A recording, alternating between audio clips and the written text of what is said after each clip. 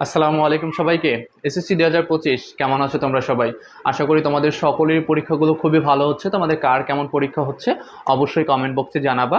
তোমাদের যারা সায়েন্স গ্রুপে আছে তোমাদের কিন্তু আগামী 27 তারিখ হচ্ছে পদার্থবিজ্ঞান পরীক্ষা, এবং তোমাদের সবার মাথায় এটা নিয়ে একটু টেনশন কাজ করতেছে, কারণ সায়েন্সের গ্রুপ সাবজেক্টগুলোর ভিতরে তোমার হচ্ছে পদার্থবিজ্ঞান কিন্তু খুবই কঠিন একটা সাবজেক্ট।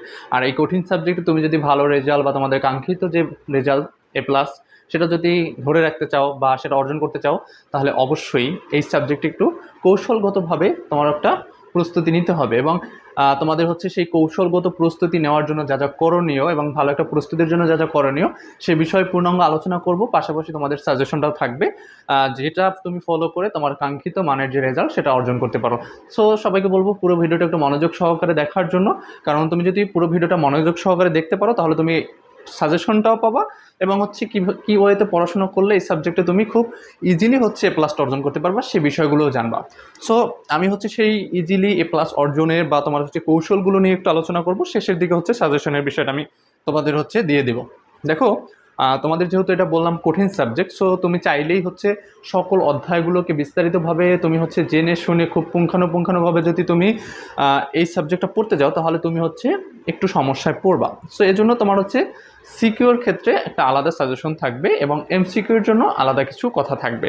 ঠিক আছে, সিকিউর জন্য সাজেশন হয়, সেজন্যই কিন্তু বলেছি যে সিকিউর জন্য আলাদা একটা সাজেশন থাকবে। তাহলে দেখো, এখানে পড়ার ক্ষেত্রে তোমার যে কৌশলগুলো অবলম্বন করতে হবে, তোমার সিকিউর জন্য প্রত্যেকটা অধ্যায়ের বেসিক সম্পর্কে ধারণা রাখতে হবে এবং প্রত্যেকটা অধ্যায়ে মোটামুটি তোমার হচ্ছে জানাশোনা থাকতে হবে। কিন্তু সিকিউর ক্ষেত্রে তোমার হচ্ছে স্পেসিফিক কিছু অধ্যায় আসে যেগুলো থেকে প্রশ্ন হয়, সেগুলোকে তোমার আলাদাভাবে পড়তে হবে। এখন পড়ার ক্ষেত্রে তুমি প্রথমে হচ্ছে মেইন বইটা একটু ফোকাস দিবা। মেইন বইয়ের কী ফোকাস দিবা? তুমি হচ্ছে মেইন বইয়ের প্রত্যেকটাতে বেসিকে ফোকাস দিবা। এখন তোমার হচ্ছে লাইন বাই লাইন ধরে পড়ার সময় না। অবশ্যই যারা ভালো স্টুডেন্ট বা তুমি হচ্ছে পড়াশোনায় কৌশলী হয়ে থাকো, তাহলে অবশ্যই তুমি আগে পড়ার সময় মেইন পয়েন্টগুলো অবশ্যই তুমি তোমার হচ্ছে হাইলাইটার বা হচ্ছে তোমার আন্ডারলাইন করে রাখছো, যেগুলো এখন তুমি পরীক্ষার আগে একবার সম্পূর্ণ রিভিশন দিয়ে যাবা, যাতে করে তোমার হচ্ছে মেইন বইয়ের প্রত্যেকটা অধ্যায় বেসিক যেন তোমার মাথায় থাকে।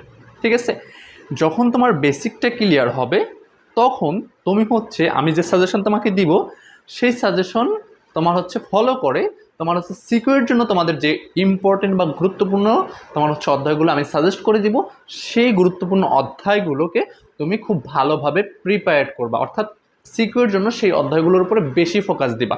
দেখো, একটা হচ্ছে তোমার কিন্তু প্রত্যেকটা অধ্যায় বেসিক ক্লিয়ার থাকবে, এটা থাকলে হবে কি তোমার MCQগুলোর জন্য তুমি সব কিছু পারবা।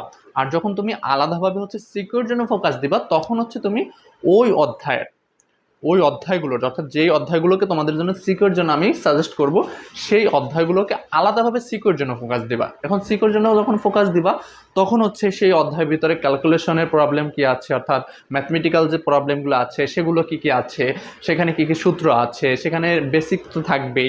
এই বিষয়গুলোকে আগে তুমি হচ্ছে মাথায় নিয়ে নেবা। একটা অধ্যায় যখন শুরু করবা হুট করে অঙ্ক করতে যাবা না, হুট করে সৃজনশীল করতে যাবা না। ওই অধ্যায়ের একটু সময় নিয়ে, জাস্ট একটু সময় নিয়ে ওই অধ্যায়ের সূত্রগুলো কি কি, ওই অধ্যায়ের বেসিকগুলো কি কি, ওই অধ্যায়ের কিছু সংজ্ঞা আছে যেগুলো হচ্ছে সৃজনশীলের ক্ষেত্রেও জরুরি, সেই সংজ্ঞাগুলো কি কি, অর্থাৎ প্রয়োজনীয় বিষয়বস্তু তুমি একত্রিত করে তারপর হচ্ছে তুমি সৃজনশীল বলো বা হচ্ছে তোমার বোর্ড প্রশ্ন বলো ওই অধ্যায়ের, বা হচ্ছে তোমার ম্যাথমেটিক্যাল সমস্যাগুলো বলো, সেগুলো সলভ করা ধরবা। হুট করে আগে হচ্ছে সলভে যাবা না, এবং যদি সেখানে মুখস্থ কিছু থাকে সেটাও আগে মুখস্থ করে নেবা। এক্ষেত্রে পড়তে বসার আগে তোমার হচ্ছে ক্যালকুলেটর, তারপর হচ্ছে তোমার কলম, খাতা এবং বই, এবং হচ্ছে অন্যান্য টেস্ট পেপার বলো, তোমার হচ্ছে তারপর হচ্ছে গাইড বই বলো, এগুলো যেন তুমি পড়ার টেবিলে এঙ্গেজ করে তারপরে পড়তে বসো, কারণ পড়ার সময় ফুল মনোযোগ দিয়েই তোমার পড়তে হবে, সেই ক্ষেত্রে যেন এইটা মিস না হয়। ঠিক আছে, এই জিনিসগুলো যেগুলো দরকারি সেগুলো টেবিলে নিয়ে পড়তে বসবে। এবং পড়ার ক্ষেত্রে যেটা বললাম তোমাকে হচ্ছে প্রথমে সিকিউর যে সাজেশনটা দেবো সেটা একটু আলাদা করতে হবে।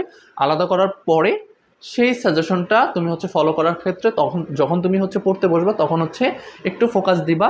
তোমার তো হচ্ছে বেসিকটাকে ক্লিয়ার করবা সকল অধ্যায়, যখন তুমি হচ্ছে সিকিউর জন্য তুমি হচ্ছে ফোকাস দিবা তখন তোমার হচ্ছে ওই অধ্যায়ের প্রয়োজনীয় যে সূত্রগুলো অঙ্ক করার জন্য, ওই অধ্যায়ের প্রয়োজনীয় যে সংজ্ঞাগুলো এবং ওই অধ্যায়ের মুখস্থ করার মতো যদি কিছু থাকে সেটা তুমি কমপ্লিট করবে। এরপর হচ্ছে তুমি ওই অধ্যায়ের অঙ্কে যাবা।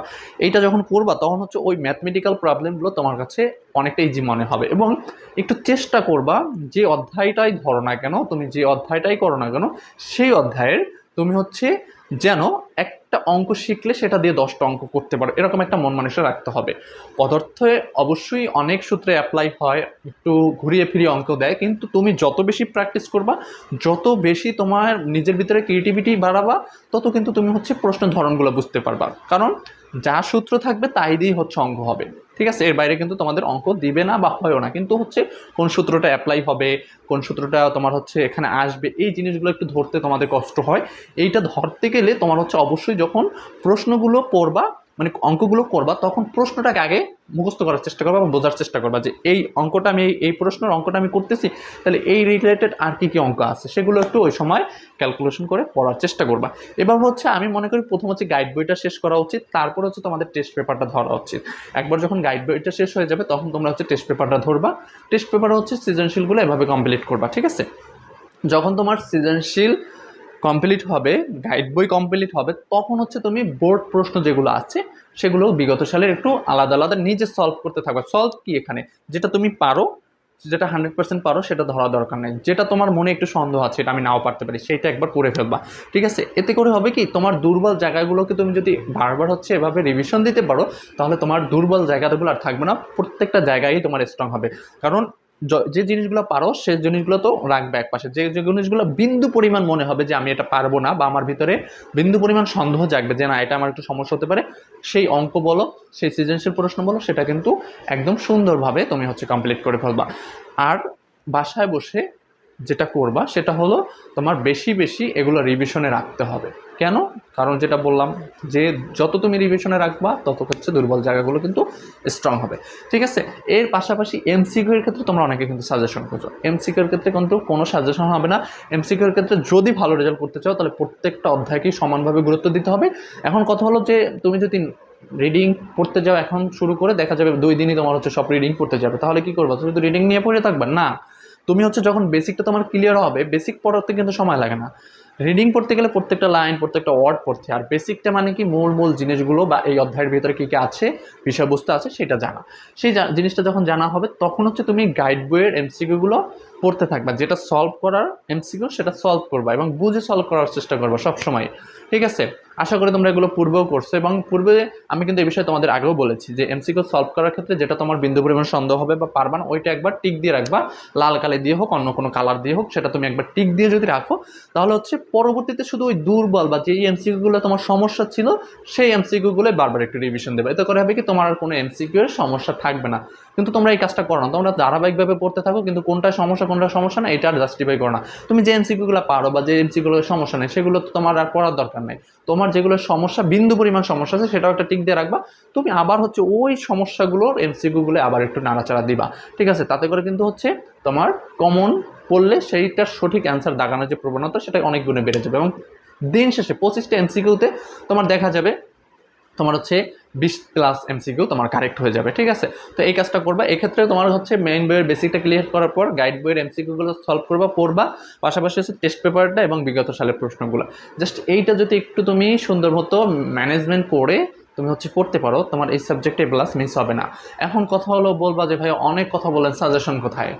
সাজেশন আমি তোমাদের পূর্বেই দিয়েছি এবং সেটাই হচ্ছে ফাইনাল সাজেশন। যারা যারা পাওনি তারা অবশ্যই এই ভিডিওর কমেন্ট বক্সটা একটু চেক করো, সেখানে কিন্তু সেই সাজেশনে আমি লিঙ্ক দিয়ে দিচ্ছি, এবং এই ভিডিওর ডিসক্রিপশন বক্সে আমি তোমাদের হচ্ছে সেই সাজেশনের লিঙ্ক দিয়ে দিচ্ছি, এবং সেই সাজেশনেও কিন্তু আমি ডিটেলস আলোচনা করেছি যে কীভাবে কী পড়তে হবে। সেই সাজেশনটা যদি তোমরা ফলো করো, অবশ্যই আমি মনে করি তোমাদের আর কোনো সমস্যা থাকার কথা না। অবশ্যই সবাই সেই সাজেশনটা ফলো করে আসো এবং সাজেশনটা দেখে নাও এবং সেই অনুযায়ী পড়ো। সাজেশনে কিন্তু তোমাদের হচ্ছে কোন অধ্যায়গুলো গুরুত্বপূর্ণ সিকিউর জন্য সেই অধ্যায়গুলো কিন্তু আমি তোমাদের ফাইন্ড আউট করে দিচ্ছি, এবং সেখান থেকে তুমি 1000% শিওর থাকো তুমি 5টা সৃজনশীল কমন পাবাই, ঠিক আছে? সো অবশ্যই দেরি না করে সাজেশনটা দেখো, এবং তোমাদের সকলের সর্বোচ্চ প্রস্তুতি কামনা করছি, সকলের সর্বোচ্চ রেজাল্টও কামনা করছি। তোমাদের সকলের জন্য দোয়া ও শুভকামনা রইল। তোমাদের সকলের পরীক্ষা ভালো হোক। আজকে পর্যন্তই, আল্লাহ হাফেজ। সাজেশনটা কিন্তু কমেন্ট বক্সে আছে দেওয়া, ঠিক আছে?